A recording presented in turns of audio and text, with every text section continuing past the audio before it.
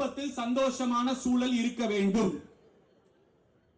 நம் கண்ணுக்கு தெரிந்து கடந்த 100 நாட்களில் 63 குடும்பங்களில் சந்தோஷமான சூழ்நிலை ஸ்டாலின் அரசினால் இல்லை.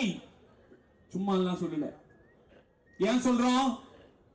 கடந்த 100 நாட்கள்ல மட்டும் 63 பாலியல் வன்புணர்வு சம்பவங்கள் மாணவிகளுக்கு நடந்திருக்கு.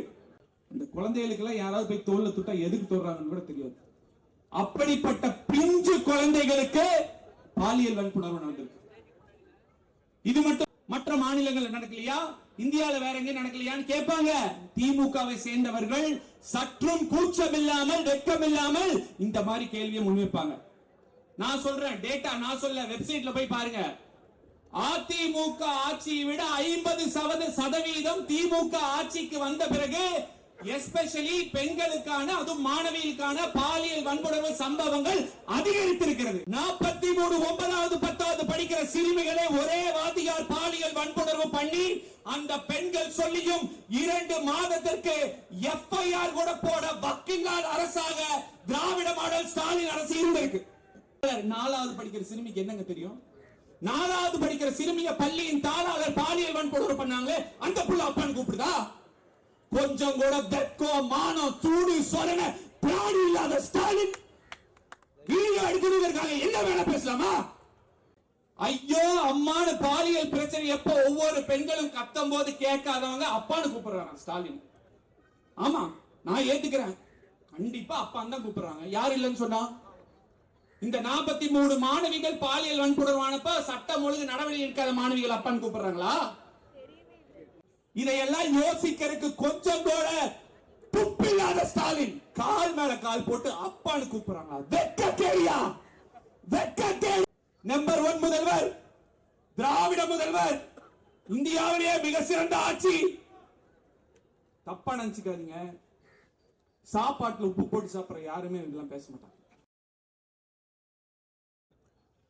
இது ஒரு அரசியல் கூட்டமோ அரசியல் ஆர்ப்பாட்டமோ கிடையாது.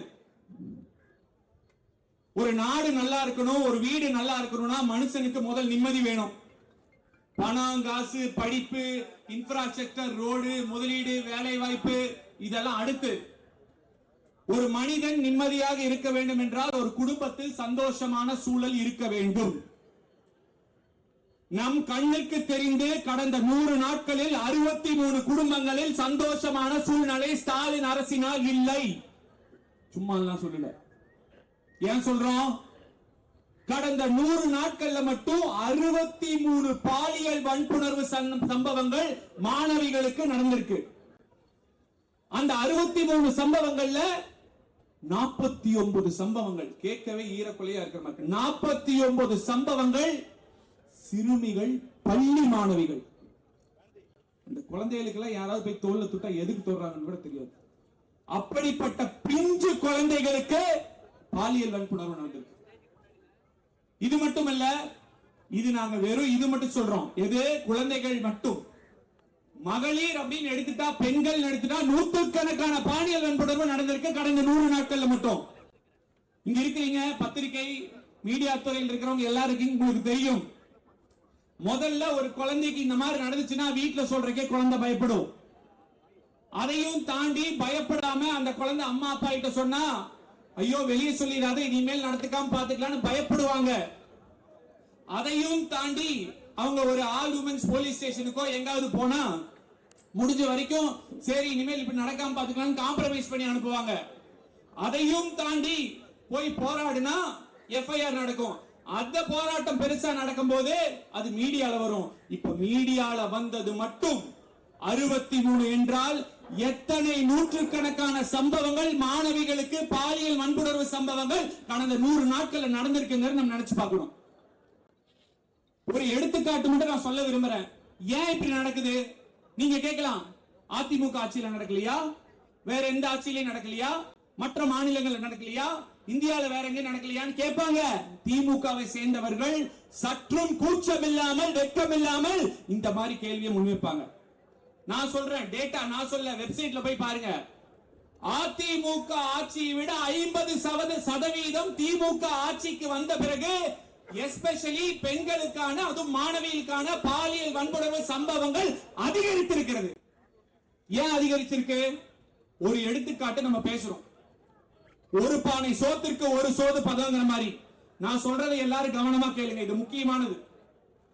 தஞ்சாவூர்ல ஒரத்த நாடு பாப்ப நாடுங்கிற இடத்துல 43 9வது 10வது படிக்கிற மாணவிகளுக்கு பாலியல் வன்புணர்வு நடந்திருக்கு.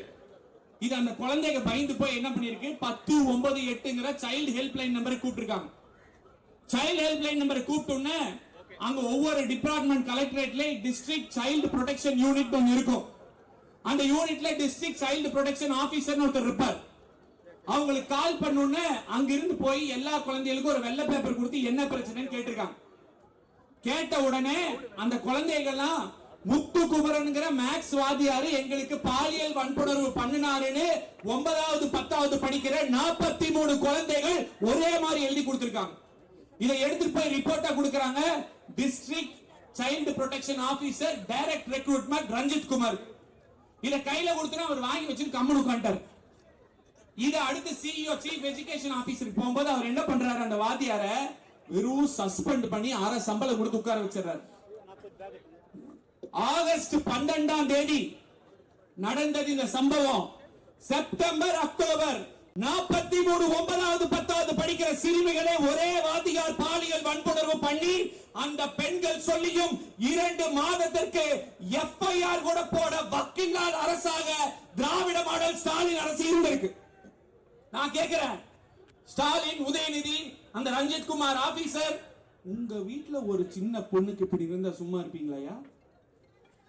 உங்க வீட்டுல 43 பெண்கள் சிறுமிகளுக்கு நடந்து எஃப்ஐஆர் போடாம இருந்திருக்கீங்க. அதுக்கப்புறம் இந்த 43 பெண்களுடைய பேரண்ட்ஸே போய் போராடுறேன்னு சொன்னதுக்கு அப்புறம் போலீஸ்க்கு அப்பதான் தெரிஞ்சிருக்கு. எஃப்ஐஆர் போட்டு இப்ப வரைக்கும் உச்ச நீதிமன்றம் அரசாணை எல்லாமே இருக்கு. இந்த ரஞ்சித் குமார் அவர்கள் அவருக்கு தெரிஞ்சும் தகவல் கொடுக்கல. ஏன் கொடுக்கலன்னு கேட்டா அந்த 43 பெண்களோட பேரு வெளியே வந்துடும் சொல்றாரு. இது ஒரு சம்பவம். 3 மாசம் ஆச்சு, எந்த நடவடிக்கை எடுக்கல ரஞ்சித் குமார் மேல. இது மாதிரி 1000 சம்பவங்கள் இருக்கு. ஐயோ அம்மானு பாலியல் பிரச்சனை எப்ப ஒவ்வொரு பெண்களும் கத்தும் போது கேட்காதவங்க அப்பான்னு கூப்பிடுறாங்க ஸ்டாலின். ஆமா, நான் ஏத்துக்கிறேன், கண்டிப்பா அப்பான்னு தான் கூப்பிடுறாங்க. யார் இல்லைன்னு சொன்னா? இந்த 43 மாணவிகள் பாலியல் வன்புணர்வானப்ப சட்டம் ஒழுங்கு நடவடிக்கை எடுக்காத மாணவிகள் அப்பான்னு கூப்பிடுறாங்களா? இல்ல கிருஷ்ணகிரியில 3 வாதியார்கள் சேர்ந்து பாலியல் வன்புணர்வு ஒரு சிறுமிக்கு பண்ணாங்களா, அவங்க அப்பான்னு கூப்பிடுறாங்களா? இல்ல ஒரு 4வது படிக்கிற சிறுமிய பள்ளியின் தாளாளர், 4வது படிக்கிற சிறுமிக்கு என்னங்க தெரியும்? 4வது படிக்கிற சிறுமிய பள்ளியின் தாளாளர் பாலியல் வன்புணர்வு பண்ணாங்களே, அந்த புள்ள அப்பான்னு கூப்பிடுதா? கொஞ்சம் கூட வெட்கம், மானம், சூடு சொரண பிராணி இல்லாத ஸ்டாலின் வீடியோ எடுக்கிறதுக்காக என்ன வேலை பேசலாமா? உங்க வீட்டுல ஒரு சின்ன குழந்தைக்கு இப்படி இருந்தா சும்மா இருப்பீங்களாங்க? சின்ன இந்த காலத்துல இந்த சைல்ட்ஹுட் டிராமா அப்படின்னு சொல்றாங்க. சின்ன பெண், பிஞ்சு குழந்தை, இந்த குழந்தைக்கு என்ன தெரியும்? சைல்ட்ஹுட் டிராமானால எத்தனையோ பேர் 20 வயசு 30 வயசு ஆனதுக்கு அப்புறம் தெரப்பி எடுக்கிறாங்க. மென்டல் ஹெல்த் பாதிக்கப்படுது, குடும்ப வாழ்க்கை பாதிக்கப்படுது. இதையெல்லாம் யோசிக்கிறதுக்கு கொஞ்சம் கூட துப்பில்லாத ஸ்டாலின் கால் மேல கால் போட்டு அப்பான்னு கூப்பிடுறாங்க. வெட்கக்கேடியா, வெட்கக்கேடு. ராஜினாமா பண்ணிட்டு இன்னைக்கே விலகலாம். நம்பர் 1 முதல்வர், திராவிட முதல்வர், இந்தியாவிலேயே மிக சிறந்த ஆட்சி. தப்பா நினைச்சுக்காதீங்க, சாப்பாட்டுல உப்பு போட்டு சாப்பிடுற யாருமே இதெல்லாம் பேச மாட்டாங்க. கொஞ்சமாவது மனசாட்சி இருக்கும் ஒரு மனிதனும் இத சொல்ல மாட்டான். எதிரிகள் இருக்கலாம், ஆனால் ஒரு எதிரியின் குழந்தைக்கு கூட இப்படி நடக்க கூடாதுன்னு நினைக்கிற மனம் கொண்ட மக்கள் தமிழக மக்கள், தமிழ்நாடு எவ்வளவு கஷ்டப்படும். ஒரு பெண் 9 மாசம் கஷ்டப்படனா முதல் 3 மாசம் வாந்தி, அதுக்கப்புறம் தலை சுத்தல், அதுக்கப்புறம் முதுகுவலி, இத்தனையை தாண்டி மறுபிறவி எடுத்துத்தான் கடவுளை நாம் நேரில் பார்த்ததில்லை. ஒரு பெண் இன்னொரு உயிரை உருவாக்கி நம்ம சமூகத்துக்கு கொடுக்கிறார், இல்லன்னு சொல்ல முடியுமா? அப்படி மறுபிறவி எடுத்த ஒரு பெண் கஷ்டப்பட்டு ஒரு குழந்தையை தாளாட்டி சீரூட்டி வளர்த்து ஒரு பள்ளிக்கு அனுப்பணும்னா எவ்வளவு ஒரு பேரண்ட்ஸ். இன்னைக்கு இது அரசு பள்ளியில மட்டும் நடக்கல, தனியார் பள்ளியிலையும் நடக்குது. எவ்வளவு பேரண்ட்ஸ் வருத்தப்படுறாங்க, ஐயோ அது வெளியே சொல்ல முடியலன்னு கஷ்டப்படுறாங்க. இஎம்ஐ கட்டி ஃபீஸ் கட்டுறாங்க, இஎம்ஐல லோன் வாங்கி ஃபீஸ் கட்டுறாங்க. நம்ம தான் கஷ்டப்படுறோம், நம்ம குழந்தைகளாவது நல்லா இருக்கணும் அப்படின்னு ஸ்கூலுக்கு அனுப்புனா பாதுகாப்பு இல்லை. இரும்பு கரம் கொண்டு அடக்குவாரா இவர் ஸ்டாலின். நல்லா நல்லா. கடைசியாக ஒன்றை மட்டும் நான் சொல்ல விரும்புகிறேன். இந்த பிரச்சனை எப்படி ஒரு காலத்துல போலியோ நாட்டில் இருந்தது, அந்த போலியோவை நாம் அனைவரும் ஒவ்வொருத்தரும் சொல்லி போலியோ மருந்து ஊத்துனியா போலியோ மருந்து ஊத்துனியான்னு சொல்லி இன்னைக்கு இந்திய நாட்டில் இருந்து போலியோவை நம்ம வெளியே கொண்டு போயிருக்கோம். இது இன்னைக்கு தமிழக ஸ்டாலின் மாடல் அரசில் இருக்கும் போலியோ, மாணவர்கள் பாலியல் வன்புணர்வு போலியோ. இதை நாம் களை எடுக்க வேண்டும் என்றால் இதை நோக்கி வேலை செய்ய வேண்டும் என்று கழகத்தின் பொதுச் செயலாளர், முன்னாள் முதலமைச்சர், வருங்கால முதலமைச்சர் எடப்பாடி அவர்கள் கழக மாணவர் அணிக்கு ஆணையிட்டுள்ளார். கழக மாணவர் அணியை இந்த பிரச்சனை தீரும் வரை இதை நோக்கி செயல்பட வேண்டும் என்று சொல்லியிருக்கார். ஒரு மனிதன் நினைத்தால் வரும் மாற்றத்தை விட 1000 பேர் நினைத்தால் தான் இப்படிப்பட்ட ஒரு மாற்றம் வரும். எனவே தமிழகத்தை சேர்ந்த கட்சிக்கு அப்பாற்பட்ட யார் இளைஞர்களா இருந்தாலும் சரி, காலேஜ் படிக்கிறவங்களா இருந்தாலும் சரி, பெற்றோர்களா இருந்தாலும் சரி, தமிழகத்தில் இருந்து மாணவிகளுக்கு ஏற்படும் பாலியல் வன்கொடுமையை களையெடுக்க வேண்டும் என்று நினைத்தால் அஇஅதிமுக மாணவர் அணியோடு சேர்ந்து வாலண்டியராக செயல்படணும் நீங்க நினைச்சீங்கன்னா கண்டிப்பாக நீங்க செயல்படலாம். நாம் அனைவரும் ஒன்று சேரி ஒன்றாக ஒன்று கூடி கண்டிப்பாக இதை களையெடுப்போம். ஏனென்று சொன்னால் திராவிட மாடல் ஸ்டாலின் அரசை நம்பி பிரயோஜனம் இல்லை. நம் குழந்தைகளுக்கு நாம் தான் பாதுகாப்பு கொடுக்க வேண்டும். எடப்பாடியாரின் தலைமையிலே கழக மாணவர் அணி சிறப்பாக இதற்காக பணியாற்றும் என்று கேறி இதற்கான பதிலை திராவிட முன்னேற்ற கழகத்தை சேர்ந்த ஸ்டாலினோ அல்லது ஊர் சுற்றிட்டு இருக்கிற உதயநிதி ஸ்டாலினோ கண்டிப்பாக கொடுக்க வேண்டும் என்று இந்த மாபெரும் கண்டன ஆர்ப்பாட்டத்தின் வாயிலாக எடப்பாடியாரின் தலைமையிலே கழக மாணவர் அணி உங்களை கண்டிக்கிறது